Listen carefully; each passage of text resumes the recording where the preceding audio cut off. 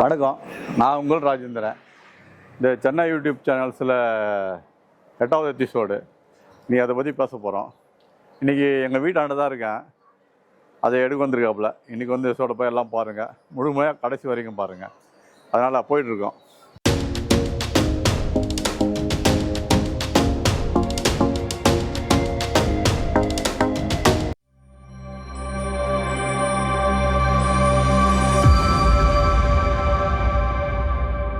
இன்றைக்கி வந்து 8வது எபிசோடு. இன்றைக்கி அதை என்ன பேச போகிறோன்னு பார்த்தீங்கன்னா, நம்ம புறாங்களை வந்து எப்படி நம்ம பில்ட் பண்ணுறது, அந்த யங்ஸ்டர் நல்லா ஆரோக்கியமாக எப்படி எடுக்கிறது, அதை பற்றி பேச போகிறோம். முதல் விஷயம், புறா நல்லா வயிறார சாப்பிடணும், வடை நல்லா பெருசாக வளரணும், நோய் வராமல் பார்க்கணும். ஸோ அது மாதிரி வடைங்களுக்கு பார்த்தீங்கன்னா அம்மா வரும், அதை எப்படி குணப்படுத்துன்னு பேச போகிறோம். அதே மாதிரி தொண்டை அடைப்பான வந்து ஒரு குஞ்சு சின்னதாக இருக்கும், பெருசாக இருக்கும், ஒன்று வளர ஒன்று வளராமல் இருக்கும், அதை எப்படி வளர்த்தி கொண்டு போகணும். அதே மாதிரி அது ஆரோக்கியமாக நல்லா 2 வடையும் முழுசாக எப்படி எடுக்கிறது, அதை பற்றி பேச போகிறோம். அதே மாதிரி அந்த டைமில் நம்ம என்ன மாதிரி ஃபுட்டு கொடுக்கணும், அதை எப்படி நம்ம ஆரோக்கியமாக கொண்டு வரணும் அப்படின்றத பற்றி பேச போகிறோம். அதே டைமில் இன்னொன்று பார்த்தீங்கன்னா, அந்த அம்மை உங்களுக்கு படிப்படியாக பாருங்கள், சின்னதாக இருக்கும், பெருசாக இருக்கும், அப்புறம் இருக்க அதிகமாகிட்டா போவோம். இப்போ அதை வந்து நம்ம எப்படி பண்ண போகிறோம் பார்த்தீங்கன்னா, சாதாரண வைத்தியம் தான், மாத்திரை மருந்து எதுவுமே கிடையாது. இப்போ நம்ம என்ன பண்ண போகிறோம்னா, சாதாரண வாட்டர், அந்த ஃப்ரெஷ் வாட்டரை எடுத்துக்கிட்டு அந்த வாட்டரில் நம்ம என்ன பண்ண போகிறோம்னா, அதை முக்கியம் எடுக்க போகிறோம். அதான் எப்படின்னா, ஃபஸ்ட்டு கொஞ்சம் உடம்பு 10 மினிட்ஸ் தண்ணியில் ஒரு மாதிரி நம்ம வச்சுட்டு அதை நினச்சி கொஞ்சம் பிடிச்சிட்டு எடுத்தோம்னால அந்த உடம்புல பேனு, இந்த மாட்டு பேனு சொல்லுவாங்க, எல்லாம் இருக்கும், அதெல்லாம் காட்டுறோம் பாருங்கள். ஸோ இதெல்லாம் இறந்து போயிடும். ஸோ 10 மினிட்ஸில் வெறும் பச்சை தண்ணி தான், வேறு அது மருந்து எதுவும் மிக்ஸ் பண்ண போகிறது. இது ஏன் நம்ம மருந்து கொடுக்காம அது குணப்படுத்தணும் சொல்கிறோன்னு பார்த்தீங்கன்னா, முதல் விஷயம், ஒரு யங்ஸ்டர் ஆகிற வடை வந்து சின்ன குஞ்சு இல்லாமல் மருந்து கொடுக்கக்கூடாது. ஏன்னா அது போர்ட்ஸு கலந்துக்கூடிய ஒரு பறவை. மருந்து கொடுத்துட்டா அது இம்யூனிட்டி பவர் குறையும். இதனால தான் உங்களுக்கு சொல்ல, மருந்து கொடுக்கூடாது. வெறும் வாட்டரில் நம்ம இயற்கையாக குணப்படுத்தும் போது இம்யூனிட்டி இன்னும் அதிகமாக இருக்கும். அதனால் இதை வந்து வெறும் வாட்டரில் முக்கிய எடுக்கும்போது என்ன பண்ணோன்னா, சின்ன குட்டியிலேருந்து அவசியம் அம்மா போடும், அதை ஈஸியாக குணப்படுத்தா. தண்ணியில் நம்ம நினச்சி 10 நிமிஷம் எடுத்து விட்டுட்டு அது கொஞ்சம் காஞ்சி அப்புறம் அம்மா கிட்ட வச்சிடலாம். ஸோ அது மாதிரி ஒரு வாரத்தில் ஒரு 3 நாள் இல்லை 2 நாளைக்கு ஒரு முறை நம்ம அது பண்ணும்போது என்ன ஆகுதுன்னா, அழகாக அது குணப்படுத்தலாம். ஏன்னா அது 3 ஸ்டேஜ் நான் காட்டுறேன். ஃபஸ்ட்டு வந்த ஸ்டேஜ், 2வது ஸ்டேஜ், அப்புறம் ஃபுல்லாக குணமான ஸ்டேஜ். இந்த மாதிரி நீங்கள் பயன்படுத்தினால உங்களோட யங்ஸ்டர் வந்து நல்லா ஆரோக்கியமாக வரும். அழகாக நம்ம போர்ட்ஸு கலந்துக்கிறது புறா கழியும். ஏன்னா இன்றைக்கி வந்து அம்மா அதில் டக்குன்னு வரும், குண்டில் எல்லா வடையும் செத்து போகுதுன்றாங்க. நிறைய பேர் செத்து போய் ரொம்ப கஷ்டப்படுற என்ன சார் பண்ணுறது. ஏன்னா இது இன்னொரு விஷயம் என்னென்னு பார்த்தீங்கன்னா, நம்ம இந்த ஃபுட்டு கூலிங்கான ஃபுட்டு இந்த டைமில் கொடுக்கணும். ஏன்னா நிறைய பேர் சோளம் அதிகம் யூஸ் பண்ணுவாங்க. கொடுக்கலாம், குளிர்ச்சான காலத்தில் சோளத்தை சூடாக கொடுக்கலாம். மற்ற டைமில் என்ன பண்ண பார்த்தீங்கன்னா, குளிர்ச்சான ஐட்டம்னா என்ன பண்ணோம்னா, நம்ம கொஞ்சம் பச்சை பட்டாணி, பச்சை பயிறு, அப்புறம் வந்து கம்பு, இந்த மாதிரி குளிர்ச்சான ஐட்டம் அதிகமாக சேர்க்கும் போதுன்னா அந்த கூலிங்காகவும் அம்மா அதிகமாக வராது. லைட்டாக வந்தாலும் இந்த மாதிரி வழிமுறை பண்ணும்போது ஈஸியாக சரி பண்ணிடலாம். அதுதான் நீ காட்ட போகிறேன். ஏன்னா நான் இன்றைக்கி வந்து இது ஏன் சொல்கிறேன்னா, நான் என்னோட லேப்டில் இந்த வழிமுறை தான் பண்ணிகிட்ருக்கேன். இந்த ஃபால்ட் ஏற்படுது, அது ஈஸியாக நான் சரி பண்ணிடுறேன். ஏன்னா கம்பல்சரி ஒரு 10 வடை எடுக்கிறோம்னா அதில் வந்து ஒரு 6 வடை 5 வடைக்காக கண்டிப்பாக அந்த அம்மன்றது ஒன்று வருது. ஆனால் ஈஸியாக முறையில் சால்வ் பண்ணிடுறேன். பர்ஃபெக்டான எனக்கு நல்லா ஒர்க் அவுட் ஆகுது. அதுதான் சொல்ல வந்தேன். ஓகே,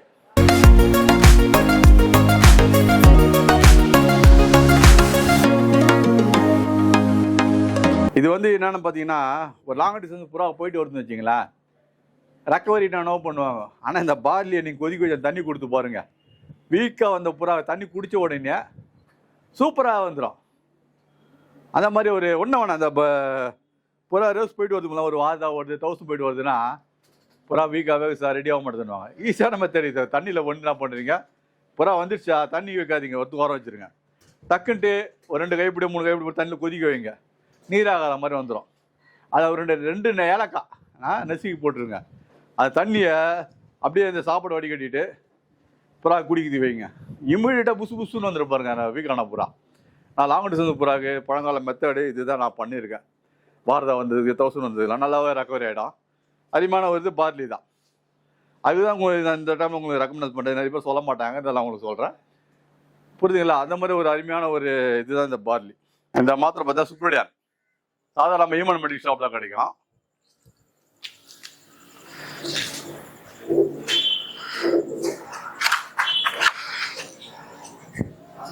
ரெஃபர் பேக் இது.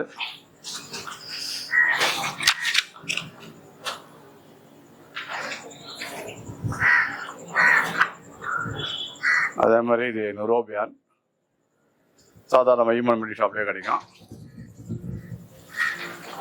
இப்போ எதுக்கு இந்த 2 மாத்திரை காமிச்சேன்னு நீங்கள் கேட்கலாம். என்னோட முக்கியமான நிறைய புறாங்களுக்கு சத்து குறைபாடுக்கு ப்ளஸ் வடைங்க கால் விழுந்துடும், ரக்க விழுந்துடும். எது நிற்க முடியாது புறாங்களுக்கு. பெரிய புறாங்களும் சில சத்து இல்லைன்னா டக்குன்னு விழுந்துடும், அப்படியே ஒரு முதல்ல முட்டியும் நிற்கும். சிலது பார்த்தா ரக்க போட்டுரும் கீழே.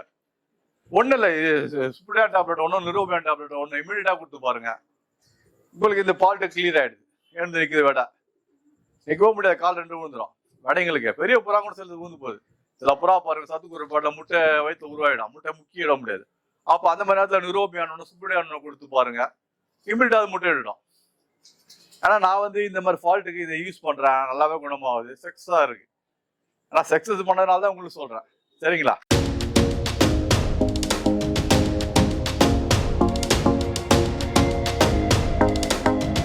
அம்மா இருந்தது.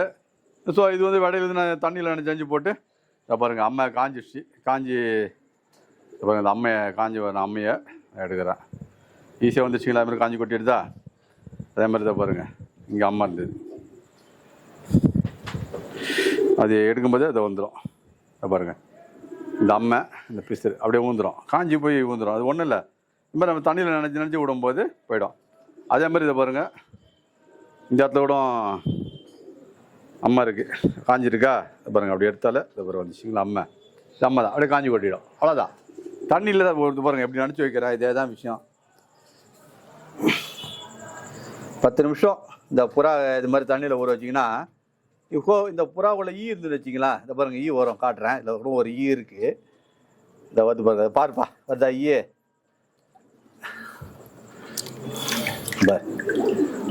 இந்த ஈ பார்த்தீங்களா? இந்த ஈ தான் அம்மா உருவாகிறது கொசு. இந்த ஈ நான் ஒன்றா கடிச்சிட்டு அம்மாவில் இன்னும் நல்லா புறாக்கு அந்த ஈ கடிச்சிதுன்னா அந்த புறாக்கு அம்மா வந்துடும். ஸோ அதுக்கு இந்த மாட்டு ஈ சொல்லுவாங்க, இந்த ஈ தான். இது மாதிரி தண்ணியில் தும்போதுன்னா இந்த ஈ வந்து இது பாருங்கள் ஆட்டோமேட்டிக்காக இதுவாகிடும், அவ்வளோதான். தண்ணியில் ஆட்டோமேட்டிக்காக அது இறந்து போயிடும், நம்ம கொல்லணும் அவசியமே இல்லை. பார்த்தீங்களா? இதுதான் அந்த ஈயோட விஷயம். இந்த தண்ணியில் அடிக்கும் போதுன்னா ஈ போயிடும். அப்போ ஈ வந்து இந்த அம்மை காஞ்சிடும், கூலிங் ஆனோன்னா புறாங்களை ஈஸியாக ரெக்கவர் பண்ணிடலாம். இதுக்கு மருந்து கொடுக்குறதில்ல, ஏன்னா அது மருந்து கொடுக்கூடாதுன்னா வடைக்கு கொடுத்தனால வீக் ஆகி போயிடும், வேறு ஒன்றும் கிடையாது. பாருங்கள், அந்த ஈ எவ்வளோ தண்ணியில் இருந்து கூட உணவு பாருங்கள், அப்படியே நடக்குது பாருங்கள். இது 2வது ஈன்னு நினைக்கிறேன், அது முதல் ஈ, இது 2வது ஈ. பாருங்கள், 2வது ஈ. இந்த மாதிரி ஈ வந்து அது ரத்தத்தை குடிச்சா என்ன ஆகுங்க? புறா இதனால தான் நோய் அம்மா வர்ற காரணம். விஷயம் இதுதான். பாருங்கள், நல்லா பாருங்கள், வந்து போதுங்களா? மாட்டி அப்படியே சொரிஞ்சு கிடக்கு போகிற புறா காரணம் எல்லாம் இந்த ஈ தான். சின்ன சின்ன பேன் கொடுவா, இது ரொம்ப பெரிய மோசமாக இந்த மாட்டியே கடிச்சு ரத்தம் ஒரு இது. நான் இப்போ நம்ம தானே புறாங்க பாருங்கள் என்ன பண்ணோம், இப்படி தான் ஆகிப்போகுது. இதை வந்து நல்லா நீங்கள் எடுத்து போடுங்க, யூடியூப் சேனல்லாம் பார்க்கட்டும். நிறைய பேர் இதெல்லாம் காட்ட மாட்டாங்க, நம்ம ரியலாகவே காட்டுறோம் ஈ வர்றதை. முழுக்க முழுக்க அந்த புறாக்கு அம்மா காரணமே அதுதான். இது மாதிரி நினச்சிட்டு அது மாதிரி புறா லைட்டாக லாஸ்ட்டில் நல்லா ஒரு 10 நிமிஷம் நினச்சி விட்டிங்கன்னா போதும் புறா. அவ்வளோதான், அந்த ஈ செத்துரும். இப்போ தண்ணி ஃபில்டர் ஆகிடும்னா புறாவை நல்லா ஃப்ரெஷ் ஆகிடும், அழுக்கு போயிடும். அப்புறம் அந்த புறாங்களுக்கு அம்மா ஈஸியாக காஞ்சிடும். அந்த ஈ இருக்கிற வரைக்கும் நிறைய ஈ, ஒரு புறாவில் நல்லா 10 ஈ 12 ஈலாம் எடுத்துருக்கேன். இப்போ சாதாரண நினைக்கும் போது 2 ஈ தான் பார்த்தீங்க. ஆனால் ஒரு முறை நான் வண்டிக்கு போகும்போது ஃபஸ்ட் டைம் பிடிச்சி எடுக்கும்போது சின்ன வடை காட்டுறப்ப எவ்வளோ அம்மா இருக்குது பாருங்கள். அம்மா பாருங்கள், இங்கே ஒன்று இருக்கா பாருங்க, இங்கே ஃபுல்லாக அம்மா இருக்கா, இங்கே ஃபுல்லாக அம்மா இருக்கா பாருங்க, இங்கே ஒரு அம்மா, இங்கே ஒரு அம்மா இருக்கா, அவ்வளோ அம்மா. இதை பாருங்கள், ஈ பறந்து போகுது. இதெல்லாம் என்ன காரணம்? அந்த ஈ கடிச்சு பெருசாக வளருது. இது ஒன்றும் இல்லை, அதை பாருங்கள், அப்படியே நினைக்கிறேன். 5 நிமிஷம் 10 நிமிஷம் நினச்சா போதும், இந்த ஈயம் செத்துரும், புறாவும் கூலிங் ஆகிடும். இன்னும் நினச்சி விடுங்க. இதுக்கப்புறம் தீனியில் குளிச்சான தீனி கொடுங்க, வடையை காப்பாற்றிடலாம். இந்த அம்மா காஞ்சி கொட்டிடும்.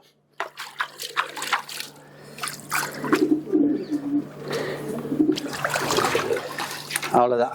இதை விட்டுட்டோம்னா தண்ணி வடிஞ்சிடும். தண்ணி வடிஞ்சிச்சுன்னா அதுக்கப்புறம் தான் அந்த அம்மா போயிட்டு நான் வச்சுருவேன். இதை பாருங்கள், இந்த வடை கொட்டின்னு வருது, காஞ்சி போச்சு. இதுங்கெல்லாம் அப்படி இருக்கு. அம்மா தீனி வயிறாரம் வாங்கியிருப்போம், ஃபுல்லாக தீனி இருக்குது. ஏது சில பேருக்கு தீனியை சாப்பிடாம ஆகிடும். என்ன காரணம்னா இதெல்லாம் நினைக்காதனால. இது காஞ்சிச்சு, இன்னும் ஒரு அடுத்த வாரத்துக்குள்ளே கண்டிப்பாக இந்த அம்மா சுத்தமாக போயிடும். ஏன்னா 2 ஒரே டைமில் வந்து வடைங்க தான் பாருங்கள். அது சின்ன வடை பெரிய வடையாக போச்சு. காஞ்சிச்சிக்கா கொட்டிக்கணும் வருதா, ஒன்று ஒன்றா கொட்டிடும், காஞ்சி கொட்டிடும். நான் ஒன்றும் பண்ணுறதா, சாதாரண பச்சை தண்ணி தான். ஒரு 3 நாள் 2 நாள் விட்டு நல்லா இது மாதிரி நினச்சிடுவேன். நினச்சிட்டு தீனி கொஞ்சம் குளிச்சான தீனி, கொஞ்சம் பச்சை பட்டாணி, பச்சை பயிறு, கம்பு, இந்த மாதிரி அம்மா போட்டுக்கிற அந்த அம்மா அப்பாங்களுக்கு அந்த தீனியில் கொஞ்சம் எக்ஸ்ட்ராவாக கலந்து வைப்பேன். நல்லா குளிர்ச்சி தண்ணியிலையும் ஏற்பட்டுரும். அப்புறம் இப்போ உங்கள் உடம்புலையும் தண்ணி நினைக்கிறதுனால இம்மீடியட்டாக காஞ்சி கொட்டிட்டு அவ்வளோதான். இது மாதிரி நீங்கள் பண்ணிட்டீங்கன்னா அதே டைம் லாஸ்ட் டைம் உங்கள் கையை சோப்பு போட்டு கழுவிடுங்க. இந்த அம்மா பிடிச்சிட்டு உடனே நேராக போய்ட்டு நீங்கள் சாப்பிட்றதோ இல்லை உங்களுக்கு அடிப்பட்டு இந்த அம்மா பிடிச்ச கையோட தொடாதீங்க. ஏன்னா உங்களுக்கு அது எஃபெக்ட் ஆக சான்ஸ் இருக்குது. பாருங்க ஈ வருதுங்க போட, அதான் ஒரு ஈ வந்து இதுலேருந்து. அதாவது 3 நாள் மட்டும் எடுத்தேன், எவ்வளோ ஈந்துது பாருங்க, எவ்வளோ பெரிய பாருங்க இந்த புறாலன்னு.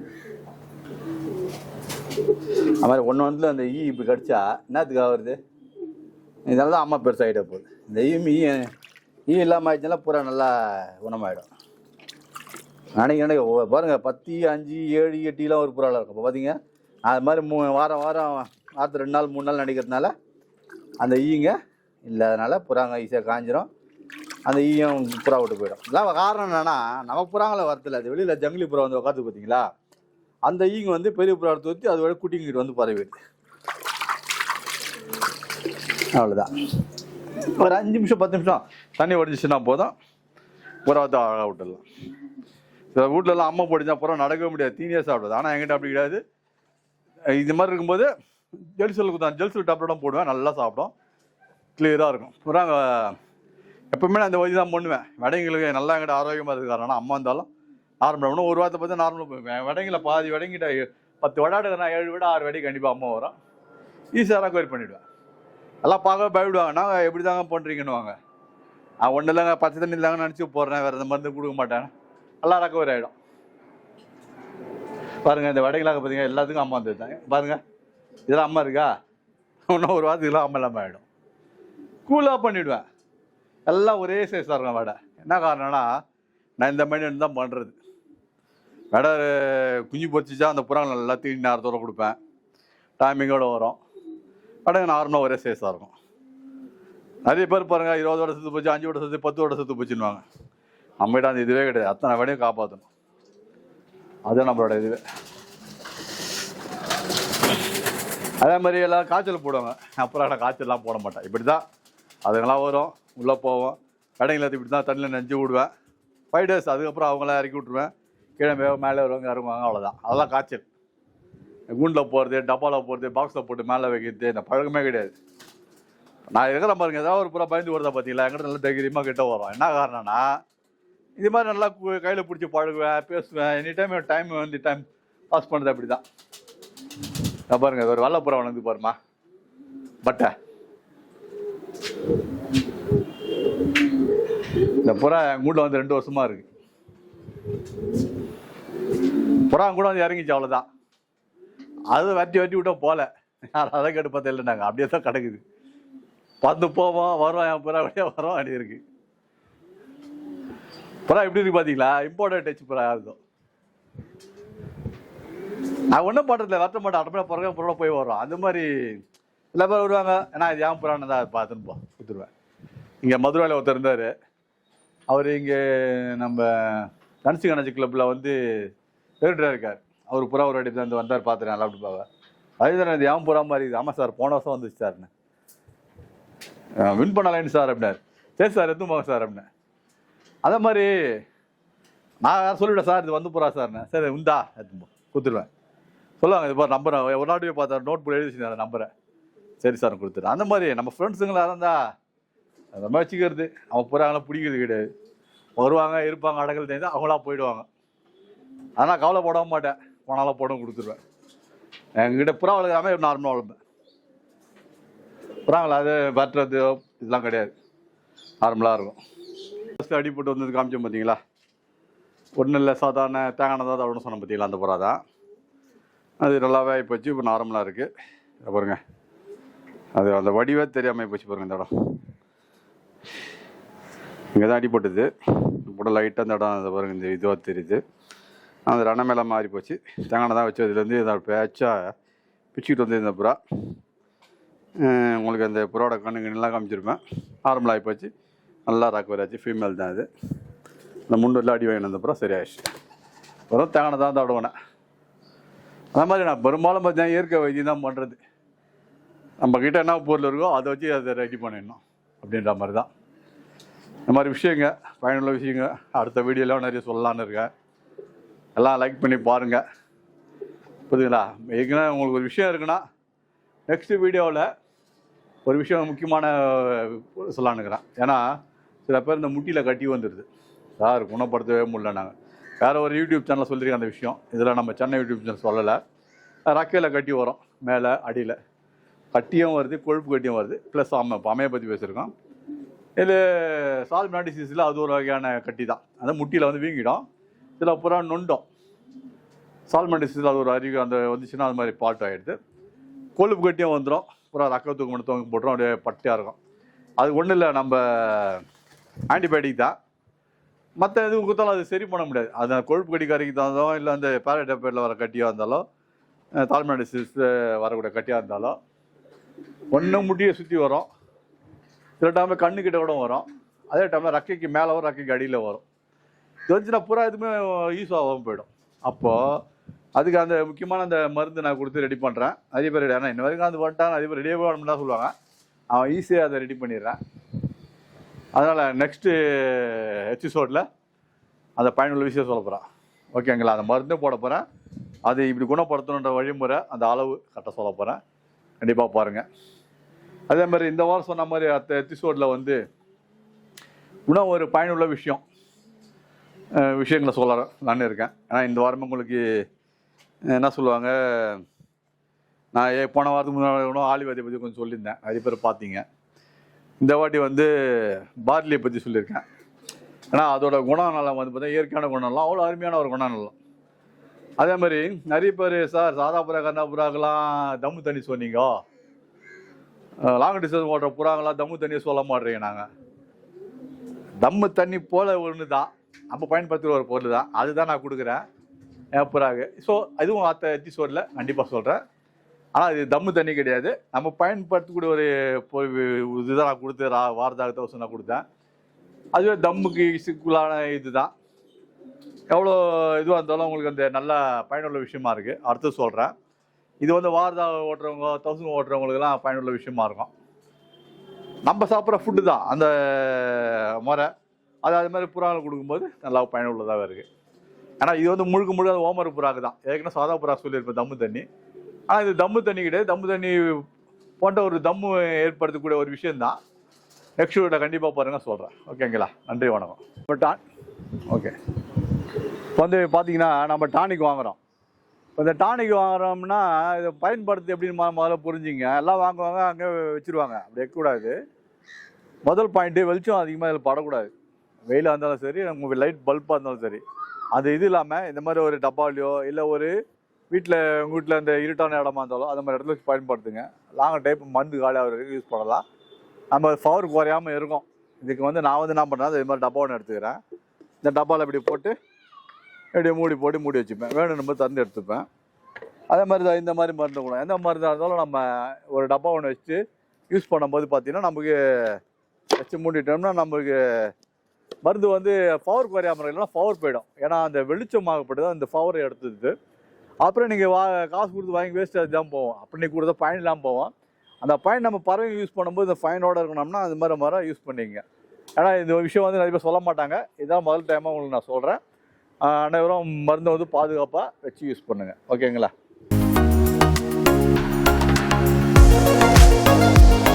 அருட்பெருஞ்சோதி அருட்பெருஞ்சோதி தனிப்பெரும் கருணை அருட்பெருஞ்சோதி எல்லா உயிர்களும் இன்புற்று வாழ்க வள்ளல் மலரடி வாழ்க வாழ்க. இருநிதி எழுநிதி எல்லா நிதியும் கொடுக்கும் அருள்நிதி. இன்றோடு நீ நம் இளமையோடு இருக்க நன்றே தரும் நாணமா மருந்து. இன்னைக்கு எபிசோடு 8வது எபிசோடு. இதில் வந்து நான் என்ன சொல்ல நினைக்கிறேன்னா, இந்த எபிசோடு நான் நிறைய பேசியிருக்கேன். அதாவது 8வது எபிசோடு நிறைய நண்பர்கள் ஃபோன் பண்ணிக்கிறாங்க, ஐயா எனக்கு வந்து யோகா பண்ணிட்டேன், டக்குன்னு வந்து மயக்கமாக வருது, கேராகி விழுந்துடுறேன், என்ன பண்ணலாம் அப்படின்னு கேட்குறாங்க. யோகம் பண்ணுறது ஒரு கலை தாங்க. யோகம் பண்ணும்போது நம்மனா முதல்ல கை கால் கழுவுங்க, இல்லை சுத்தமாக குளிச்சுட்டு பண்ணுங்க.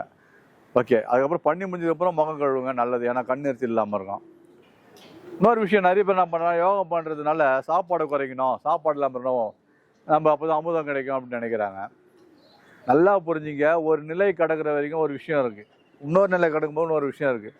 ஒரு நிலைக்கு எப்படி மாற்றினோம்னா, எடுத்த உடனே நீங்கள் உணவு பழக்க வழக்கங்களை மாற்றிக்கலாம். அதான் அசைவம் சாப்பிட்றவங்க சைவமாக மாறிடலாம், பிரச்சனை கிடையாது.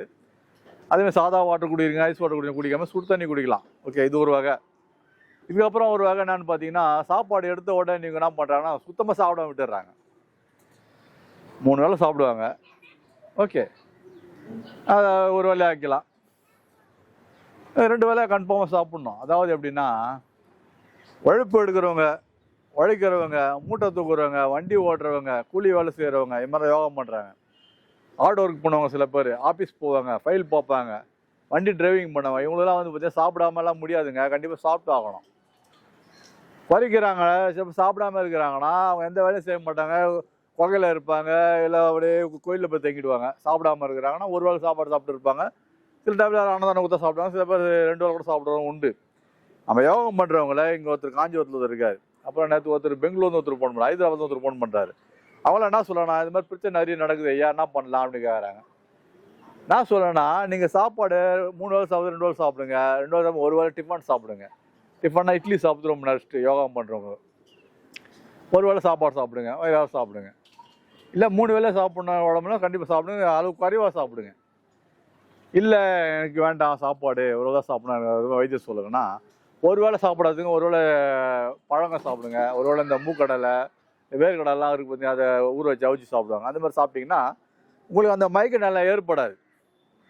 அதே டைமில் சில டைமில் பார்த்தா கரிசலாங்கண்ணி, தூதுவளை, வெள்ளாரம், மூலிகை, இது போல் இது வந்து நாட்டு சக்கரை, பனை வெல்லம், இந்த மாதிரி வச்சுன்னா அதிகம் நீ வாட்டர் போல் கொதிக்க வச்சு அதில் கொஞ்சம் போட்டு சும்மா ஒரு 2 சிட்டிக்கு அந்த கரிசலாங்கண்ணி, தூதுவளை, வெள்ளாரெலாம் போட்டு சாப்பிட்டிங்கன்னா உங்களுக்கு அந்த கேர்னஸ் வராது.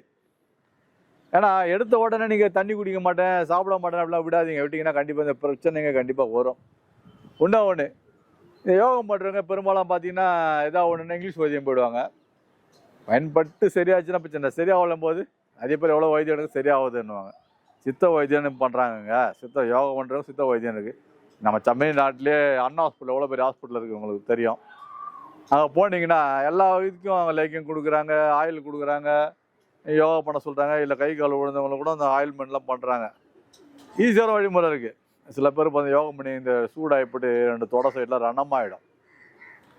இது காரணம் என்னன்னா, நம்ம யோகம் பண்ணுறவங்க குளிப்பாங்க, தலைக்கு எண்ணெய் வைக்க மாட்டாங்க. ஆனால் யோகம் பண்ணுறவங்க யாராக இருந்தாலும் சரி உச்சியில் வந்து கொஞ்சம் எண்ணெய் வைங்க தினசரி காலையில்.